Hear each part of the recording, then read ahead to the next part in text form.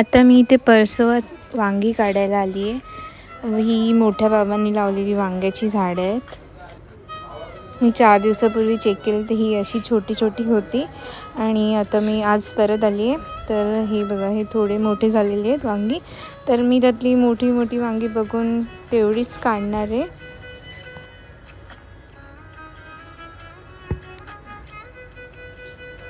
इथे बघा, झाडावरती गोगलगाय बसली आहे। मी पूर्ण झूम करून दाखवते ती तुम्हाला।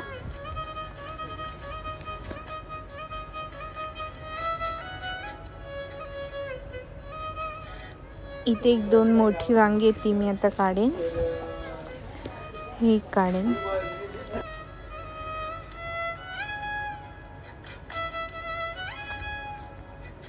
वांग्याला छोटे छोटे काटे असतात, तर मी कैची घेऊन आली तर मी त्यानेच पटकन वांगी काढून घेते। हे काढणार आहे मी, हे वाला। आणि अजून एक बघते मोठं। ह्याची मी आता मुंबईला गेल्यावर जी काय रेसिपी बनवेल ती मी तुमच्यासोबत नक्की शेअर करेन।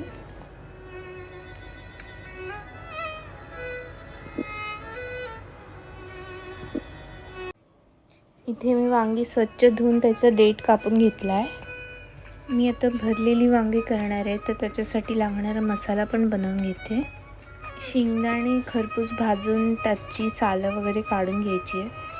शेंगदाणे थोडे थंड होईपर्यंत कढईमध्ये खोबरं, लसूण, आलं, जिरं हे सगळं भाजून घ्यायचं आहे थोडंसं तेल टाकून, आणि नंतर ते पण मिक्सरला लावून घ्यायचं आहे। आणि वांगी जी आहे ती मी आता अशी कापून घेणार आहे।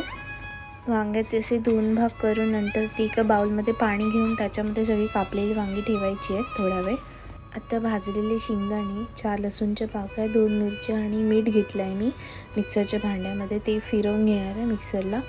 आणि जे कढईमध्ये खोबरं, आलं, लसूण, जिरं भाजून घेतलेलं त्याचं पण आपण थोडं पाणी टाकून वाटप करून घ्यायचं आहे। नंतर आपण जो शेंगदाण्याचा मसाला केला ना, त्याच्यातच मी थोडंसं वाटप टाकून ते मिक्स करून घेतलं आहे। आणि आता त्याच्यामध्ये मी मसाला, हळद, मीठ हे सगळं टाकणार आहे आणि मिक्स करणार आहे। नंतर हा मसाला जी कट केलेली वांगी त्याच्यामध्ये आपण भरून घ्यायचं आहे। आणि ह्याच्यामध्ये तुम्ही कांदा पण ॲड करू शकता बारीक चिरलेला, पण मी तो स्किप केला आहे। मी डायरेक्ट फोडणीमध्येच कांदा टाकणार आहे। आता मी अशी सगळी वांगी भरून घेतलेली आहेत। यातला जो थोडासा मसाला उरणार आहे तो पण मी वापरणार आहे फोडणीमध्येच।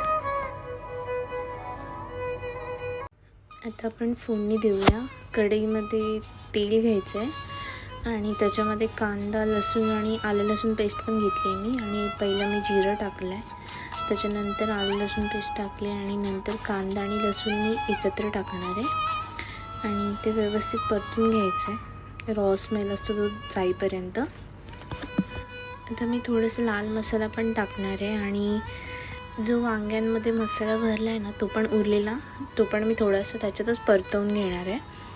नंतर आपण वांगी टाकायची भरलेली त्याच्यामध्ये एक एक करून।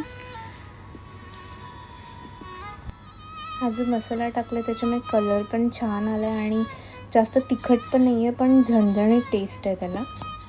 सगळी वांगी टाकून झाल्यानंतर मी परत वरून थोडासा मसाला टाकणार आहे आणि एकदा परतून घ्यायची आहेत आणि थोडा वेळ झाकण ठेवायचं त्याच्यावरती आणि त्या वरच्या झाकणामध्ये पाणी ठेवायचं आहे।